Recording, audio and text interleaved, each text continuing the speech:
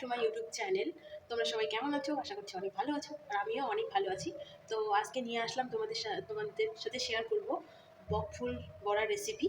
তো এই যে দেখো, এখানে আমি বকফুল 10 থেকে 12টার মতো নিয়েছি, একটু বেশি হবে হয়তো, 10 থেকে 12টার মতো নিয়েছি।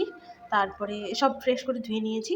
তারপরে এখানে একটা দুটো পেঁয়াজ কুচি করে নিয়েছি, এখানে রসুন কুচি, রসুন বাটা, এখানে হচ্ছে আদা বাটা, আর হচ্ছে এটা হচ্ছে একটা লঙ্কা নিয়েছি। তোমরা ঝাল অনুযায়ী তোমরা নিতে পারো। আর পেঁয়াজ ফুল দেখে তোমরা নিবা পেঁয়াজটা। এটাতে কী দিব দেখো, এখানে আমি বেসন আর চালের গুঁড়ো নিয়ে নিয়েছি। তারপরে এখানে আমি দিব হলুদ,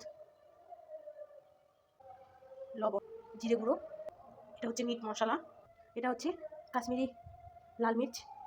তো এখানে সব দেওয়া হয়ে গেছে। তো এটা আমি একটু একটু হালকা হালকা জল দিয়ে, এটা আমি একা হাতে করছি, তো তার জন্য একটু অসুবিধে হচ্ছে, কারণ ক্যামেরাটা ধরার লোক নেই। তো তোমরা একটু প্লিজ মানিয়ে নিও। এটা যাতে বেশি গাঢ়াও না হয় আর বেশি পাতলাও না হয়, তো এরকম রাখবে সবসময়। এই যে গোলটা দেখো হয়েছে। তো এখানে এখন অ্যাড করব এই যে রসুন বাটা, এখানে হচ্ছে আদা বাটা, কাঁচা লঙ্কা কুচি,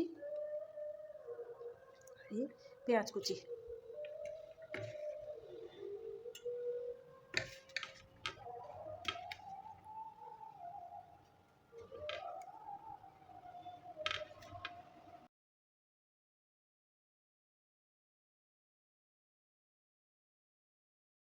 এখানে আমি তেল গরম করতে দিয়েছি, এখানে আরেকটু তেল দিব।